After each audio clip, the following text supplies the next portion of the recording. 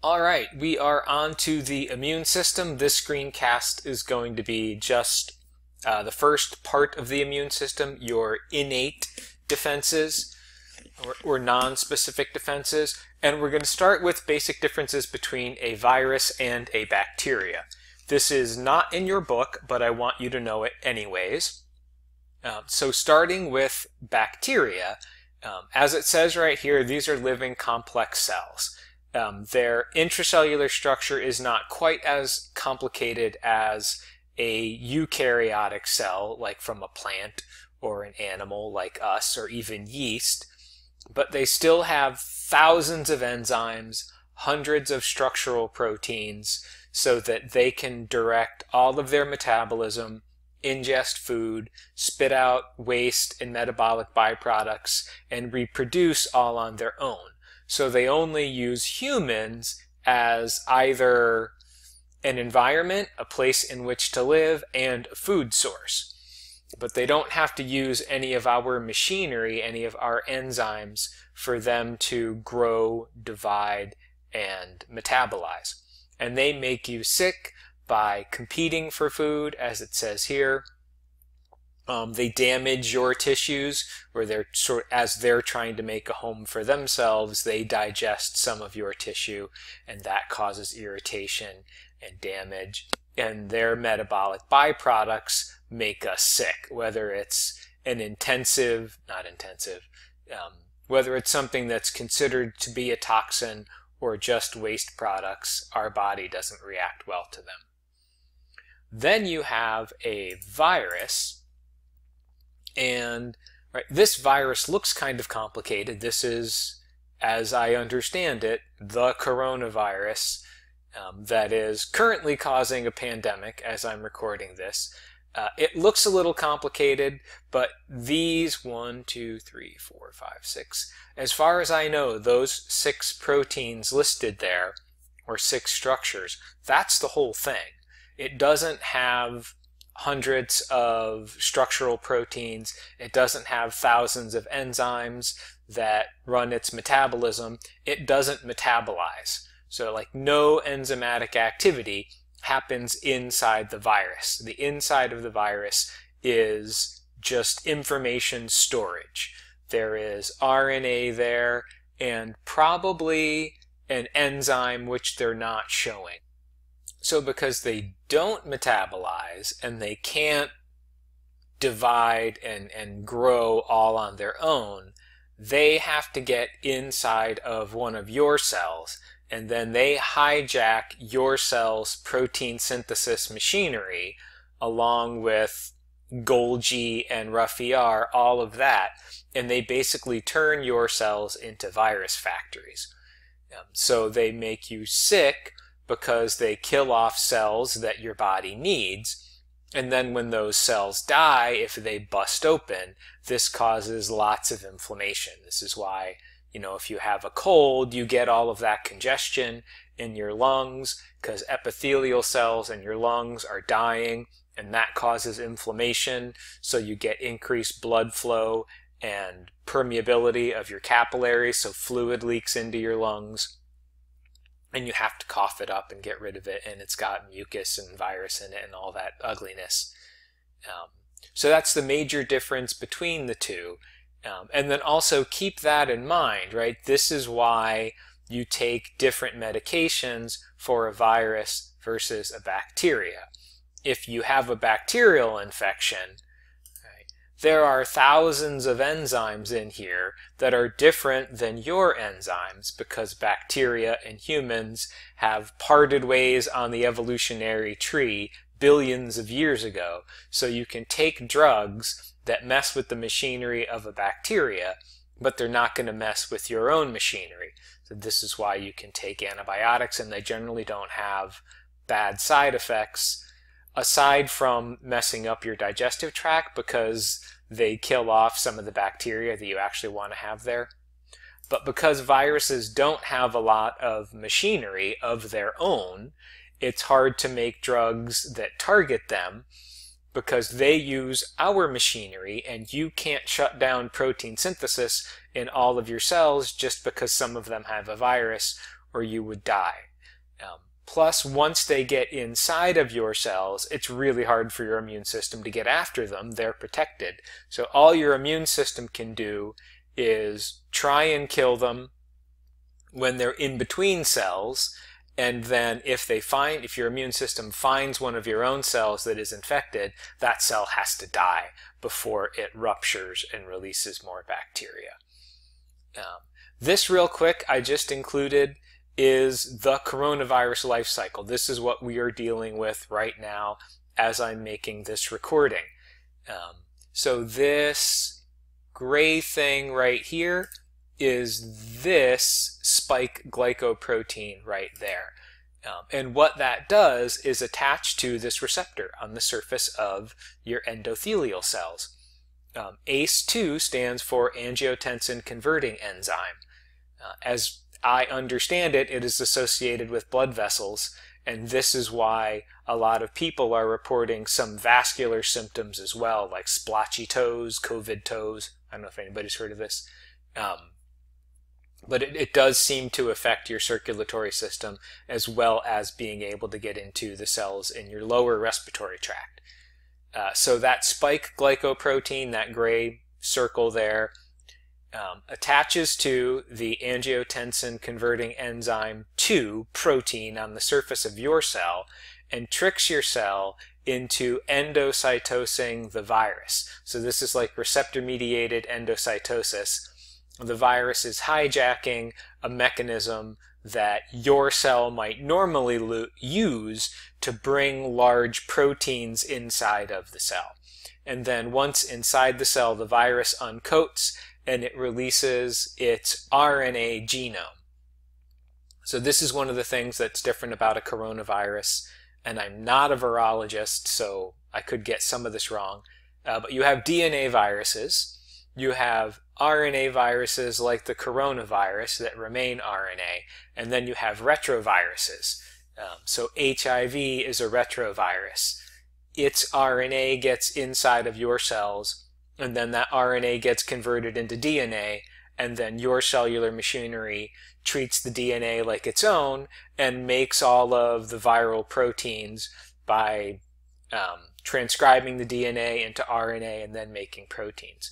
For a coronavirus, it unfolds, releases its RNA genome into your cells, and then there's an enzyme called replicase.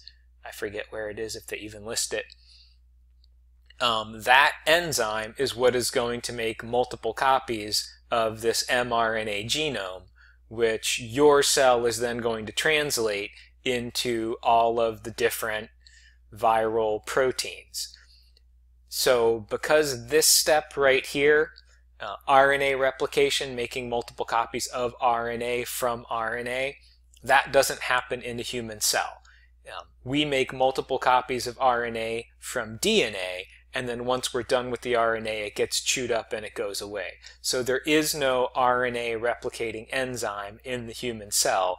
That's the one thing that, or that is one thing that drug companies can target, and as I understand it, the relatively new promising drug that is in clinical trials as I speak, remdesivir, that targets this step right here.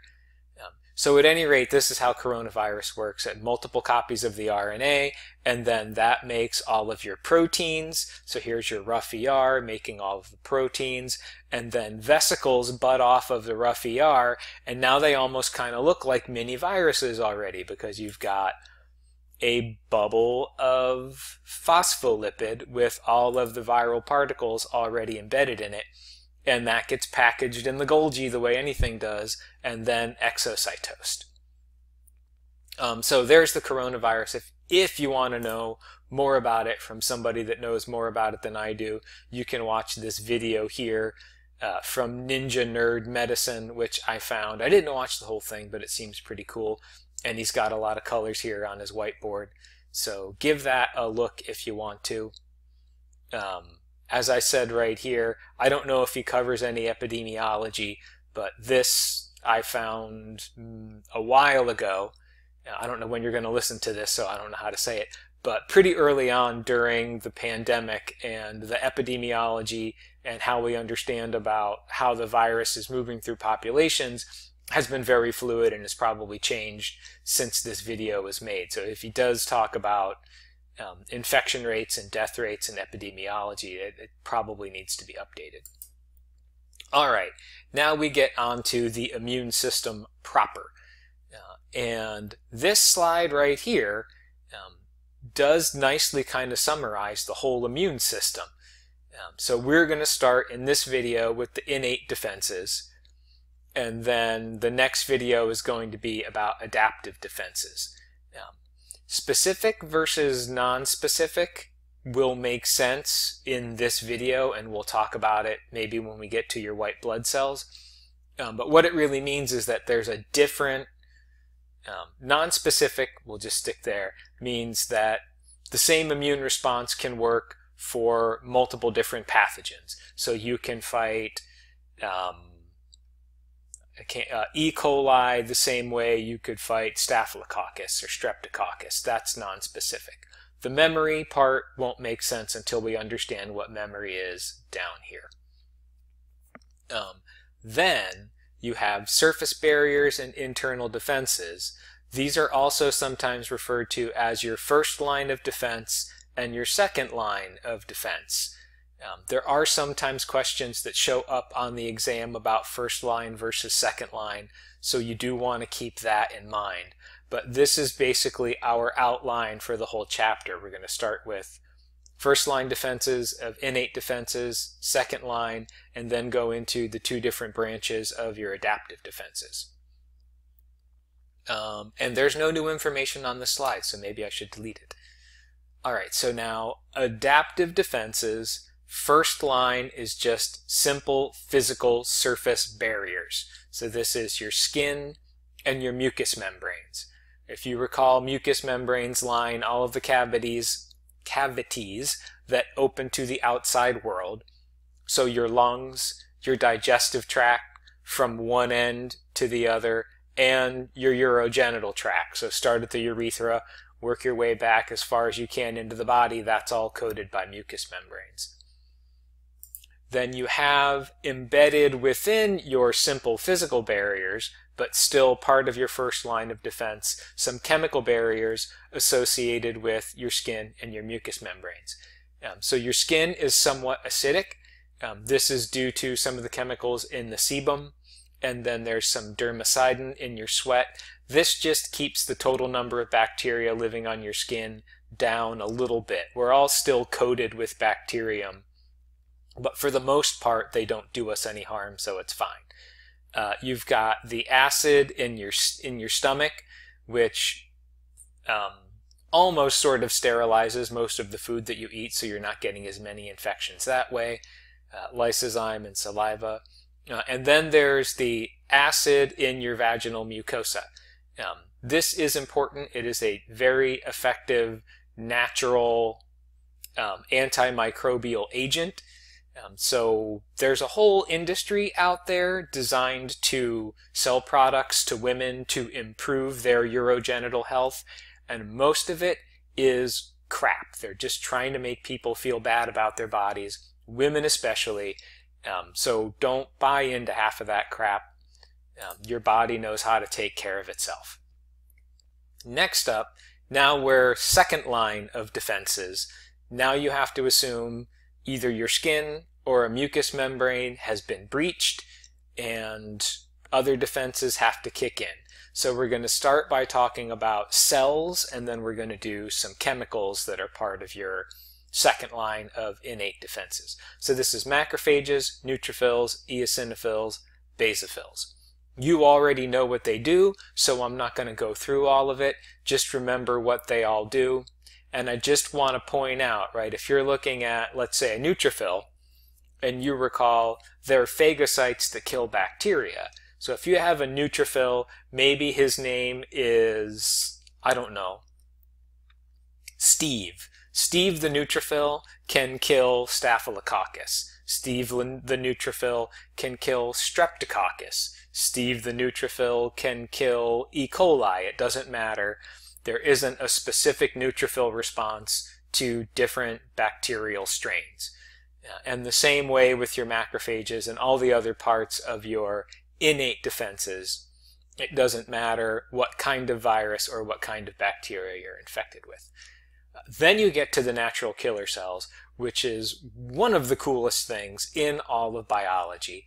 They are a type of lymphocyte. We tend to focus on the T lymphocytes, but natural killer cells are lymphocytes. And basically what they do is they kill anything that doesn't look right. There are a number of cell surface receptors and other proteins that you have on the surface of your cells, which I won't go into because we don't know the names of all of them yet. We're going to learn some of them in this chapter. But if something on the surface of a cell does not look right, this may mean that it is infected with a virus, and occasionally there are intracellular bacteria. Or maybe it's a cancer cell. There are some surface irregularities on some tumor cells that natural killer cells can target, and they just induce apoptosis. They convince the cell to kill itself and take itself apart carefully so that it doesn't cause a lot of inflammation. They're just totally cool. Next up, we are now on to chemical defenses as part of your second line of your innate defenses, and you have this group of proteins called interferons.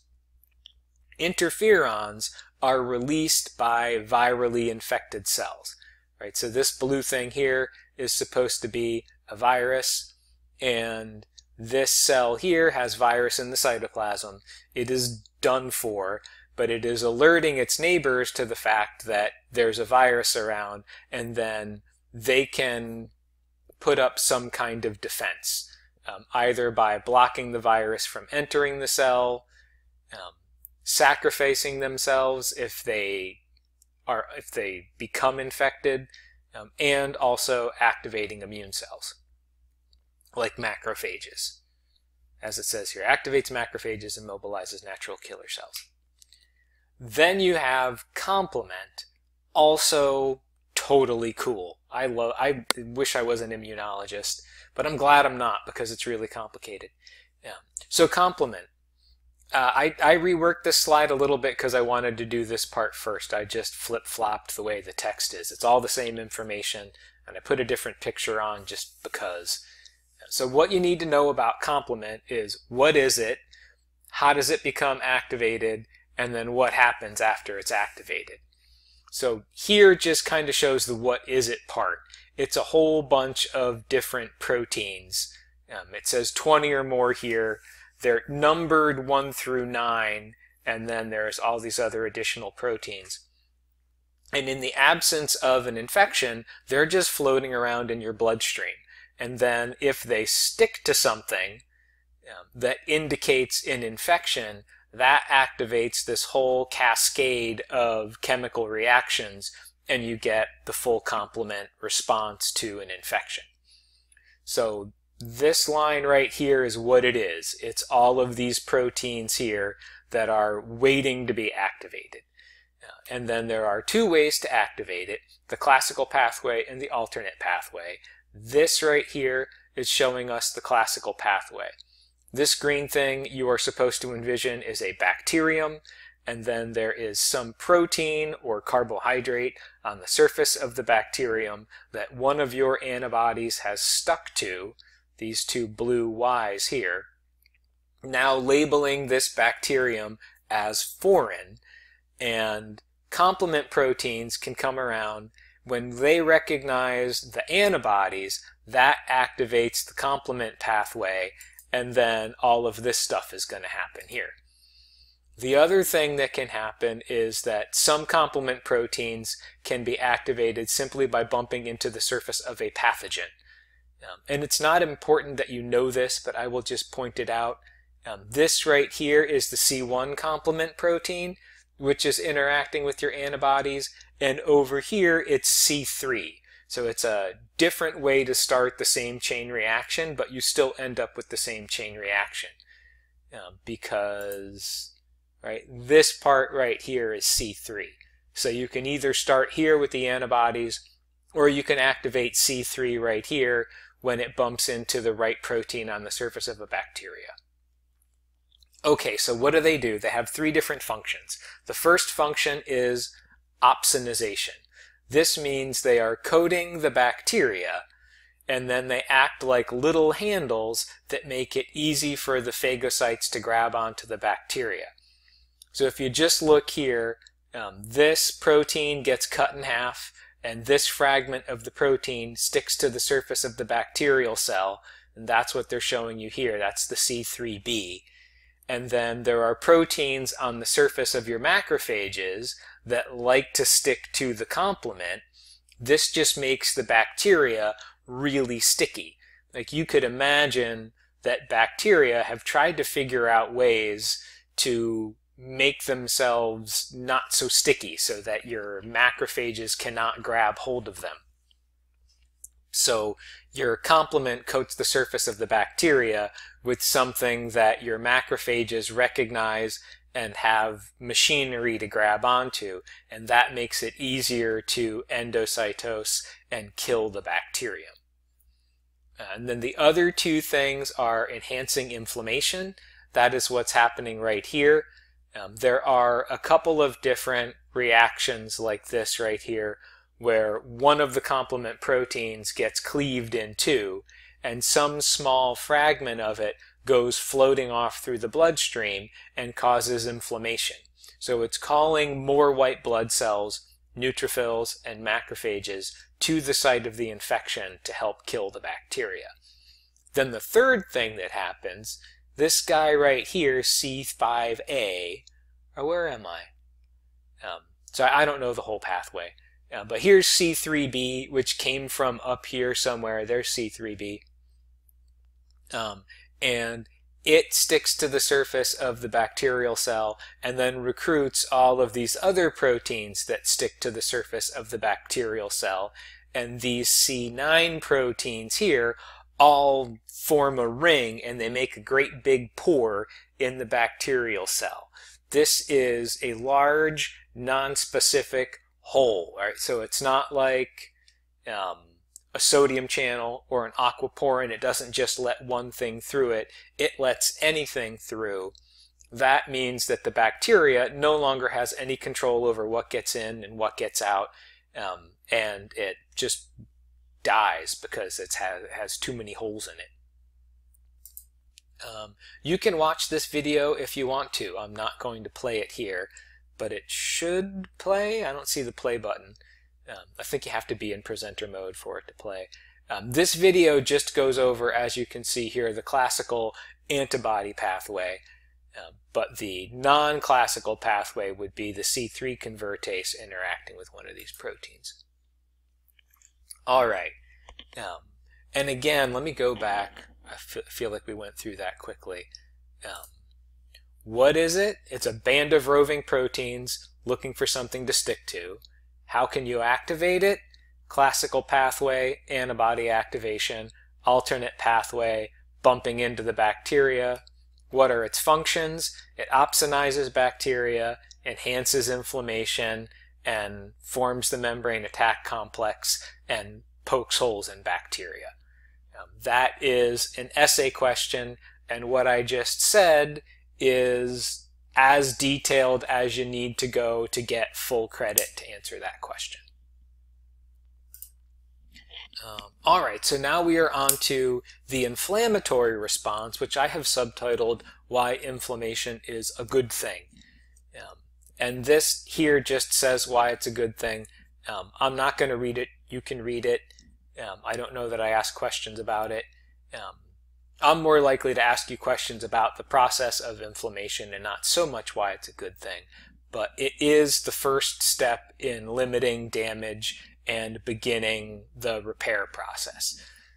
We tend to think of inflammation as bad because there are a lot of byproducts to it, or sort of drawbacks, side effects of inflammation, and our bodies sometimes overreact and cause more inflammation than we really need, and sometimes the inflammation becomes chronic. So there are a lot of problems with the way our bodies manage inflammation and how we respond to it, but it's better to have it than not have it, or we'd all die from infections more often than we do. All right, so first thing you want to know about the inflammatory response is what can trigger it. So it can be triggered by the presence of microbes, white blood cells that notice the presence of microbes and release immune chemicals, so your basophils that are releasing histamine, and damaged tissue.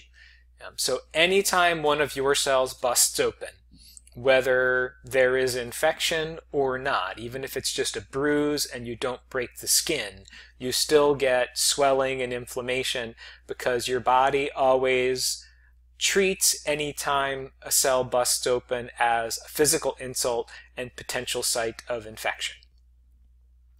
And even if there isn't an infection, if there's just tissue damage, inflammation helps fix the tissue damage.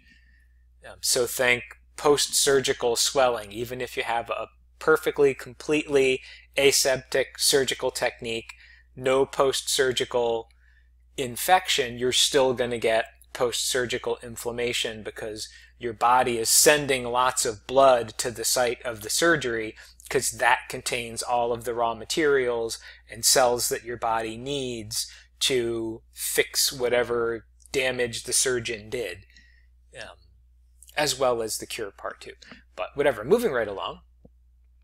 So then we want to know, as I have it here, it's two sort of groups of inflammatory chemicals. The first is leukocytosis inducing factor. This I want you to know specifically because it is the one pro-inflammatory chemical whose job it is to cause leukocytosis or mitosis in white blood cells. So that is a very specific job that that protein does. Then you have histamine, complement, prostaglandins. There's a whole bunch of other inflammatory chemicals, and I don't care that you're able to name them all.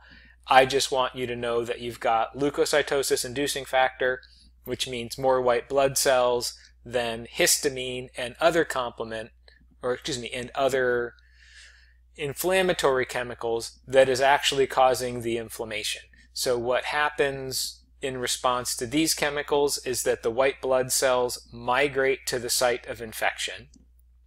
Blood flow increases to the site of infection, so blood vessels are going to dilate, and they also become more permeable, so you're sending lots of blood through blood vessels that are leaky, and fluid is going to leak out. This is good because the fluid contains all of the good stuff that your body needs to fix the damage. So clotting proteins, glucose, antibodies, all of the raw material that's needed to fight an infection and rebuild or replace damaged tissue is found in the edema. So again, under the right conditions, if your body doesn't overdo it, inflammation is a good thing. Right? One of the big problems that we run into with inflammation is that infections are quite often local. Even like a viral infection in your lungs, like the flu, is only doing damage in your lungs. But the immune chemicals that get dumped into your lungs circulate throughout your body, and you end up with vomiting and diarrhea and aches. So like anything beyond your lungs, any symptomology beyond what's happening in your lungs in response to the flu is being caused by your immune system. Interesting way to think about it. Then there is fever. So the interesting thing to remember about fever is this is a response of your body. Your body causes the fever. And the thinking is that it increases your metabolism, which is going to speed up the repair and the fighting. It becomes dangerous because if your fever gets too high, it can denature enzymes. So especially if this happens in your brain and your fever gets too high, it can cause brain damage. So again, it's another response that is helping your body try to fight, but if it goes a little bit too far, it ends up becoming detrimental to your body. So that's it. We'll stop there, and then we'll pick up in the next video talking about your adaptive defenses, which are going to be totally cool.